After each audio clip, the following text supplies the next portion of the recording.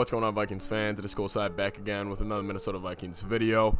I took the weekend off, took a couple days off from making videos, focus on schoolwork, get caught up because we got a big week this week, guys. It's Packer week, off the bye. So much content. I'm going to be trying to go 2 videos a day. Also, I'm going to be trying to do a Monday night live stream if you guys want to hop in there, ask questions. We'll be watching the Bears game, talking about sports, whatever we want to talk about. All on the table for tonight during the live stream. Anyways, as you guys see by the title, it's can the Minnesota Vikings beat the Green Bay Packers? I don't care about record. I don't care that they're 5-1. We're 1-5. It's Packers. It's Vikings. It is everything a Vikings and Packers fans look forward to going into the season. A little screw you, the Packers fans. I do have the Favre Minnesota Vikings jersey on, so already a win for Vikings fans over Packer fans.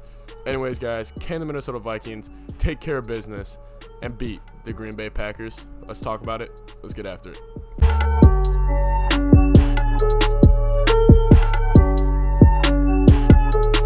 All right, so like I said before, Packers are coming in at a 5-1, and they've had a great year. And the Vikings, on the complete polar opposite end of the spectrum, are coming in at 1-5 and have had a awful year. Before the game came out, always in my mind, to predict the line. And the line is what Vegas sets as what they think the final outcome is going to be. So if they could have a team favored by 3 points, which means they think they're going to win by 3. I thought the line for this game would have been 11.5. It's in Green Bay. I get we're coming off the bye, but they just lost to Tampa Bay. They're probably still trying to assert themselves in the division and lock that up early with the Bears right on their heels. However, Vegas put it at 7. And that was a very shocking opening line in my eyes, because I think that's giving the Vikings talent some respect. The Vikings have had an awful year, and I completely get that. But Vegas putting that line at 7, I think they're respecting Justin Jefferson, the dude you see right there. I think they're respecting him. I think they're respecting Dalvin Cook, and I think they're respecting just Mike Zimmer and the DBs getting going after the bye. I get the Vikings start off the year 1-5, and if you look at that, people are saying we are going to win 4 or 5 games and all that. I just don't think that's true. Our schedule gets really easy really soon. We have 3 home games of the Jaguars, Cowboys, and Panthers coming up. And and listen, I know we've been bad, but our team is too talented to lose even one of those games. We got to play the Lions twice. So there's a lot of winnable games on the schedule. However, if they want to even make a shot or a run at the playoffs, like Spielman has been saying, and he's been kind of buying me back into the saying the season is not over, and I'm under the impression the season's not over until you're eliminated from the playoffs. You play every snap. You go out there and play. And it starts with getting a win against your rival in Green Bay. If you look at Green Bay's last few losses over the last 2 years, and it's not a lot. They've only lost 5 times over the past 2 seasons.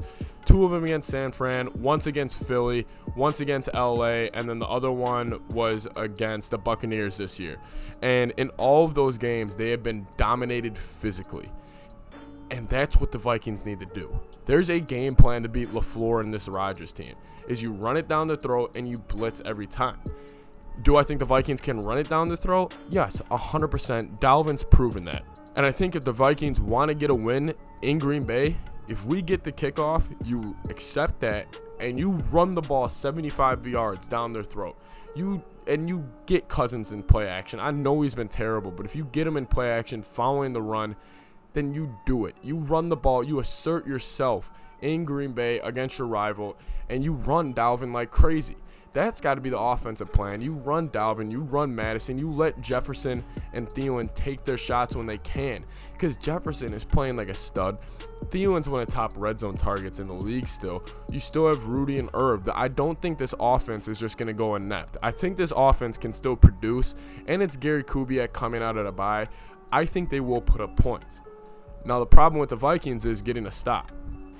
And the Packers offense, frankly, has been lights out this entire year except for the one slip-up against the Tampa Bay Buccaneers. And what did Tampa Bay do well during that game? They brought a lot of pressure. that is Todd Bowles, the defensive coordinator for Tampa Bay. That's what he does. He brings pressure like crazy. It's just in his DNA. It is just who he is. And he blitzed 5-6 early and often on first and second downs. It takes away the run, and it puts Rodgers, it makes him uncomfortable.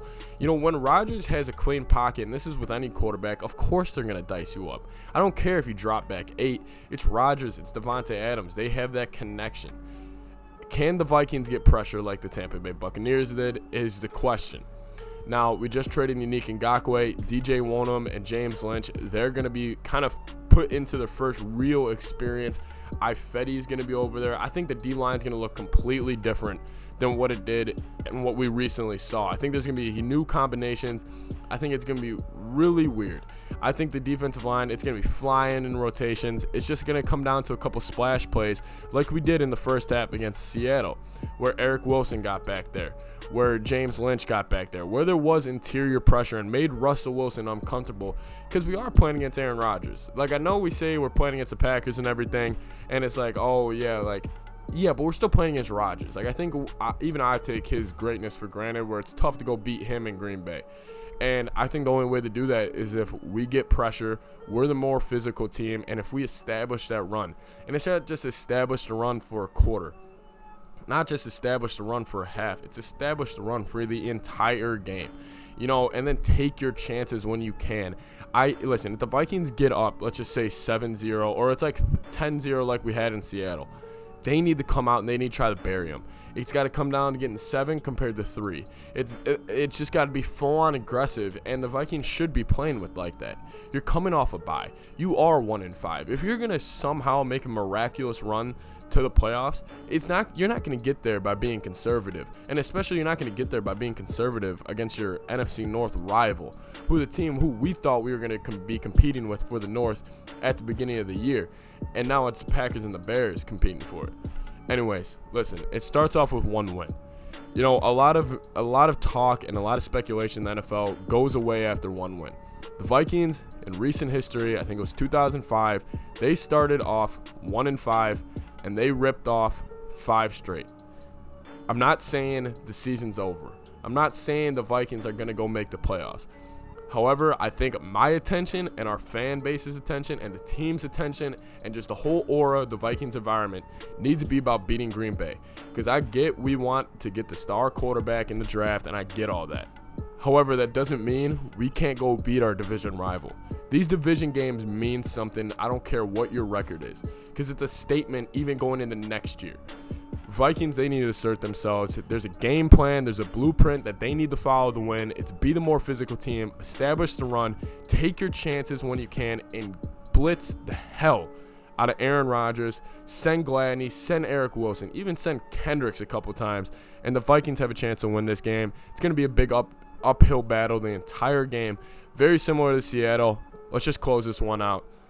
Vikings, Packers, this Sunday. Videos all week. Let me know if you guys are excited down below. Can the Minnesota Vikings beat the Green Bay Packers? We'll find out. But the blueprint is there. They just need to follow it. Anyways, guys, thank you guys so much for watching. Like the video, comment down below, subscribe to the channel. Minnesota Vikings Daily Takes. Peace. See you guys next time. Skol Vikes.